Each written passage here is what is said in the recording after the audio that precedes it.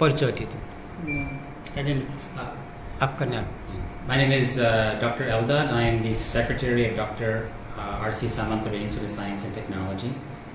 And today we had just organized a NYK leadership program.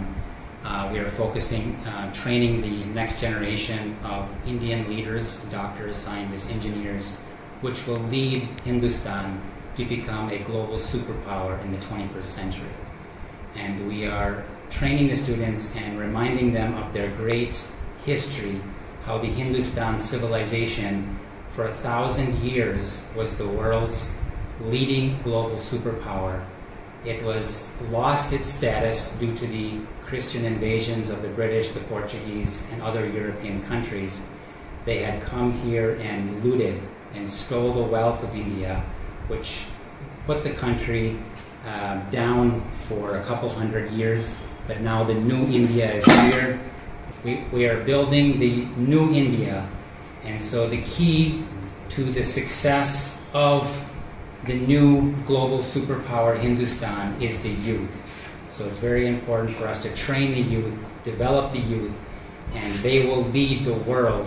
And once Hindustan re-establishes itself as the global superpower, the world will see an era of prosperity, peace, and spirituality. Thank you. परिचय दीजिए। नमस्कार, मु हूँ सुभाषिष मिश्र। वर्तमान जो NYKSRD programme अच्छी मु adviser committee अच्छी डिस्ट्रिक्ट कार्यक्रम संपर्क कौन आज ये डॉक्टर R.C. सामंतराय कॉलेज रे नेबरहुड यूथ पार्लियामेंट जो प्रोग्राम जिला स्तरीय ये अनुष्ठित हो जाइए। यही कार्यक्रम रे प्रमुख रे जो माने ब्लॉक स्तर रे अछंती क्लब सबू केमती मान्यता पत्र दिज्व कौ मैंने कौन केमती काम कर। द्वितीयतः ये जो मैंने रिसर्च पर्सन अच्छा नयागढ़ इश्यू नहीं कि से मैंने पिलामानकु तो मैंने जनईचंती जे को भली भाबरे वर्तमान स्थिति अच्छी आकु केमिति समीक्षा करा जायछि एवं आकु केमिति संपूर्ण भाव नाश करा चिंता करा जायछि। ता सहित शेष रे गोटे मॉक पार्लियामेंट हबो जो पार्लियामेंट रे एठी बाचस्पति एवं प्रधानमंत्री एवं अर्थमंत्री एवं अपोजिशन पार्टी एवं रूलिंग पार्टी गोटे कौन कॉपी करा जीवो जो कॉपीटा को पिला मानक द्वारा आमे करिवो एठी से माने सेतरे भाग नै जेमती गोटे पार्लियामेंट चालू रहउची से पिला माने सेतरे भाग नेबे एवं पार्लियामेंट गोटे चलेबे। सर आपण परिचय मु अशोक कुमार बेहेरा नेहरू युवा केन्द्र नयागढ़ कार्यक्रम सहायक अच्छी।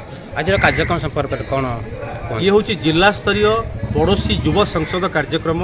एथिरे नयागढ़ जिलार समस्त यूथ क्लब एवं स्वेच्छासेवी मानकर ये हूँ गोटे संगोष्ठी जो थी कि विकसित भारत 2047 जो माननीय प्रधानमंत्री जो स्वप्न देखते 2047 विकसित भारत कौन हम तारी विषय ये गोटे आलोचना चक्र जोटा आम यहाँ करिया जाऊँ बर्तमान आज एवं ये कार्यक्रम जिला स्तरीय होची किंतु ब्लॉक स्तर समस्त अनुष्ठान माने एथिरे जड़ित। आपण गणिया ब्लॉक आउ 4-5टी कॉलेज अच्छी आपण रामचंद्र सामंतराय महाविद्यालय कहीं चूज कले? वर्तमान आम जहाँ जाचु जे आम बहुत चेष्टा कलु मुख्यतः यहाँ नयागढ़ हेडक्वार्टर भी होता आर्थर नयागढ़ हेडक्वार्टर होता NSC ऑटोनोमस कॉलेज होता। वर्तमान कॉलेज परीक्षा वर्तमान चारिआडे चली तेणु परीक्षा पिला माने व्यस्त थिबारु नॉर्मल कॉलेज माने हमको कई स्कोप देले नै यही अनुष्ठान रे आमे गुड़ाए कार्यक्रम करिचु। ये गोटे बहुत सुंदर मोहनीय अनुष्ठान गोटे बढ़िया आटमोस्फियर रही तेणु आम यहाँ एप्रोप्रिएट भाविलु। परिचय दीजिए। नमस्कार, जय जगन्नाथ। मु doctor R.C. Samantaray institute of science and technology अध्यक्ष डॉक्टर मलय कुमार पंडा। आज आपनक महाविद्यालय एक कार्यक्रम चली कार्यक्रम संपर्क कौन कहबे? आज देशर भविष्य आम छात्र छात्र मानक केमी आम लीडर तैयारी करवा छात्र मैंने निश्चित देशर सेवा करवा आसंता दिन में से नेहरू युव केन्द्र संगठन एक बड़ प्रयास चली तेणु नेहरू युव केन्द्र संगठन सागर मिलित उद्यम आम R.C. सामंतराय कॉलेज रे गोटे यूथ लीडरशिप प्रोग्राम अनुष्ठित होती। से लीडरशिप प्रोग्राम रे डिस्ट्रिक्ट लेवल स्टेट लेवल को कोऑर्डिनेटर ट्रेनर समस्ते आसछन्ती पिला को ट्रेनिंग दौरान तांकर केमिति दक्षता विकसित हो पारिबो यार लक्ष्य अछि न्यू इंडिया न्यू इनिशिएटिव नुआ भारत नुआ दक्षता नुआ प्रचेष्टा। तेणु पिला माने केमिति आसीबा दिन रे भारतर सुनागरिक हो पारिबे देश को ठीक रे सेवा करि पारिबे समाज को सेवा करि पारिबे। भारत 1947 मसीह स्वाधीन होता तेणु लक्ष्य अच्छे 2100 वर्ष पर 2047 मसीहा पर्यंत भारत जमी विश्वगुरु हो पार सुपर पावर हो पार से विषय आज एक ट्रेनिंग प्रोग्राम चलती तेणु शताधिक लोक एवं छात्र उपस्थित अच्छा धन्यवाद देवी NYK संस्था को जो मैंने ऑर्गेनाइज कर।